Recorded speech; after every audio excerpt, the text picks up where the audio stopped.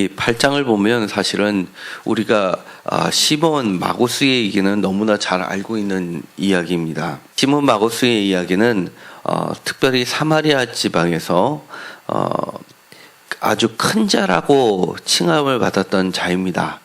그래서 마고스라는 뜻이 크다, 위대하다 이런 뜻을 가지고 있고, 이 사람은 10절에 낮은 사람부터 높은 사람까지 다 따르며 이 사람은 크다 읽었는 특별히 하나님의 능력이라는 이름을 받은 사람입니다. 우리가 자동차에도 매그너스라는 것이 있을 정도로 이 마고스라는 것은 사람들로부터 아주 존경받는 존칭이면 분명합니다. 그리고 이것이 많은 사람들로부터라고 하지 않고 하나님의 능력이라는 것을 보서 이 시몬이라는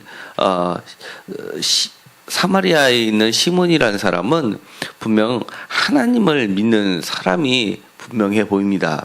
그런데 이 사람이 13절에 시몬도 믿고 세례를 받은 후에 전십으로 빌립을 따라다니며 그 나타나는 표적과 큰 능력을 보고 말하니라 라고 되어 있습니다.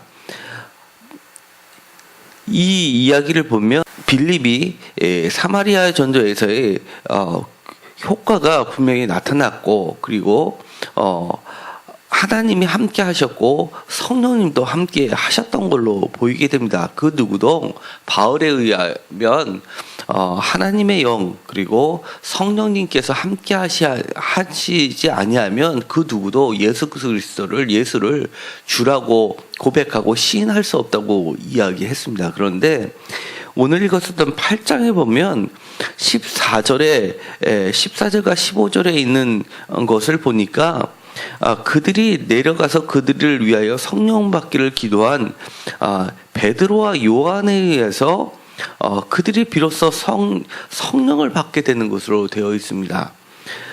그러니까 예수 그리스도의 이름을 믿고 그들에게 세례도 받고 해도 성령이 임하지 않는 것으로 나타나는 아주 매우 독특한 장이 나타나게 됩니다. 그만큼 이 사도행전은 초기 기독교의 역사를 보여주고 있고 다양한 기독교의 모습들을 간직하고 있기 때문에 더욱 귀합니다. 지금에 보면 우리는 이런 모습은 사실은 우리가 받아들이고 있는 부분도 있고 받아들이고 있지 않은 부분도 있습니다. 특별히 이 사도라고 하는 베드로와 요한의 그런 사도적 권위가 높여지는 부분에 있어서는 오늘날에 있어서는 목회자들에 의해서만 반드시 축도가 이루어지는 그런 권한의 높아짐에 있고, 또 그렇지 않고 다른 기독교에서 이 주 예수를 고백하는 것이 모두에게 성령님이 함께 하시고, 그 다음에 또 특별히 그 뒤에 가서 빌립과 에디오피아의 네시아의 관계에서 있는 것을 깨닫지 못하다가 이렇게 가르침에 의해서 예수 그리스도를 믿고 세례를 받는 장면은 사실은 이거는 우리가 이 모습을 보면 이건 분명히 성령님께서 임했다라고 하는 부분으로 받아들일 수밖에 없습니다. 그렇기 때문에 이렇게 성령을 보는 시각도 다양했던 것이 분명합니다. 특별히 8장 2절부터 보면 경건한 사람들이 스데반을 장사하고 크게 울더라. 3절 사울이 교회를 진멸할새 각 집에 들어가 남녀를 끌어다 옥에 넣고, 4절 그 흩어진 사람이 두루 다니며 복음의 말씀을 전할새라는 부분을 보면서 이 흩어진 사람들에 의해서 사방으로 말씀이 전파되는 모습은 아마 12제자에 의해서 말씀이 예루살렘 밖으로 복음이 전파됐던 것보다 먼저 일어났던 것은 분명해 보입니다. 이들의 활동은 분명 성령의 역사심이라고 우리가 받아들여야 할 것입니다. 그런데 5절에 보면 빌립이 사마리아 성에 그런 이유에서 처음 발을 디디게 되는 부분이 나오게 되고, 이 이후로부터는 빌립은 예루살렘에서 활동하는 것이 아니라 계속해서 20년 넘게 사마리아와 그리고 그쪽 지역, 예를 들어서 가이사랴라든지 요빠라든지 이런 쪽에서 주로 활동했었던 전도자로 보이게 됩니다. 사도행전에 나오는 이 빌립은 기본적으로 7 집사라고 하는, 여기선 집사라는 말이 없이 거룩한 수 7인으로 되어 있는데, 7사람들에 의해서 또는 전도자 빌립에 의해서 속한 그 빌립으로 보이게 되고, 예수님의 12제자, 특별히 요한복음에 있는 헬라인들을 왔을 때 예수께 인도했었던 그런 빌립은 아닌 것으로 보이게 됩니다. 그러나 교회사에 보면 이 둘을 동일시하는 경향도 있습니다. 어쨌든 간에 우리가 사도행전을 기준으로 한다면 이 빌립은 전도자 7인 중에 한 명이지 12인 제자 중에 한 명은 아닌 것으로 보이게 됩니다. 그런데 문제는 이 전도자 빌립과 12제자의 사이에는 층이 있었음을 보게 됩니다. 마치 12제자가 더 위의 사람이고, 그리고 12제자 사도들에 의해서는 성령을 부여하는 능력이 있는데, 이 7집사에는 성령을 부여하는 능력이 없는 것처럼 8절에선 그리고 있다는 겁니다. 그러나 제 개인적으로는 사실 그거는 올바른 해석은 아닌 것으로 판단됩니다. 왜냐하면 이 시몬 마구스가 하나님을 믿는 사람인데도 불구하고 그리고 마술을 행하는 사람인데도 불구하고 훨씬 더 이 빌립을 계속해서 쫓아다녔다라는 그 자체로 이 빌립이 그리스도화 되었다는 것을 보여주고 있고, 그 뒤에 에디오피아 내시도 빌립을 통해서 말씀을 받아들이게 되고, 우리가 추정컨대 이 사건 이후로는 에디오피아는 기독교 국가로 발전되게 된 시초를 보이게 되는 겁니다. 그렇기 때문에 이들에 있어서는 요한복음에서 이야기하는 진리의 영이라는 것, 그리고 말씀을 깨닫게 하는 보혜사 성령이 분명하게 있었던 걸로 보이게 됩니다.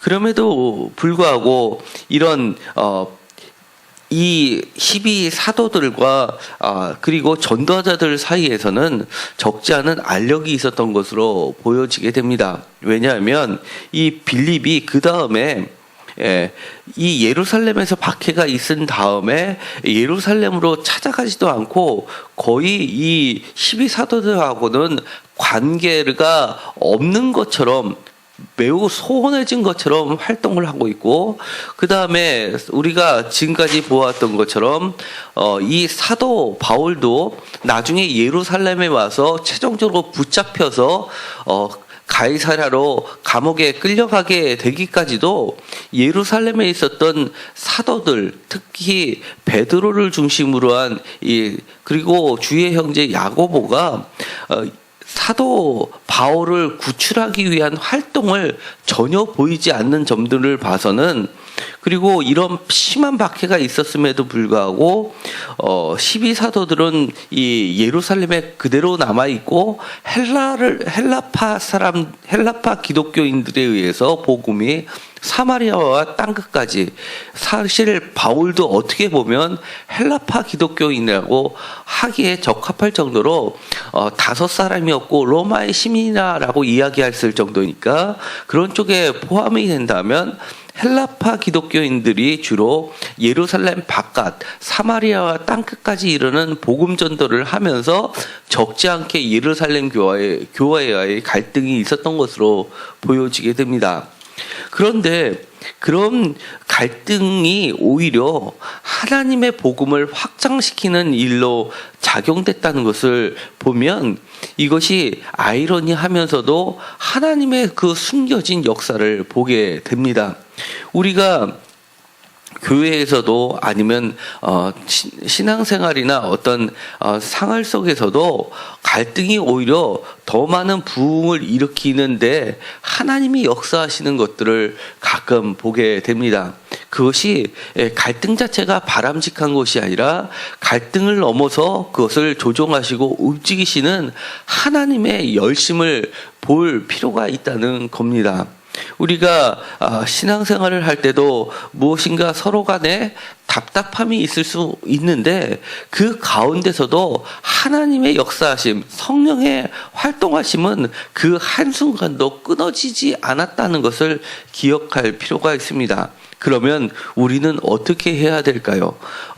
그 가운데서도 하나님을 놓지 않으려고 끊임없이 노력을 할 필요도 있고 주님의 말씀에 순종하는 것이 무엇보다도 중요합니다. 왜냐하면 어떠한 경우에라도 하나님의 말씀에 순종하려고 하는 태도가 이들을 예루살렘의 박해 가운데서 믿음을 포기한 것이 아니라 오히려 그것을 다른 곳에서 믿음을 전파하려는 것으로 더 한 단계단 올라간 성숙한 전도자가 될 수 있었다는 것을 보여주게 됩니다.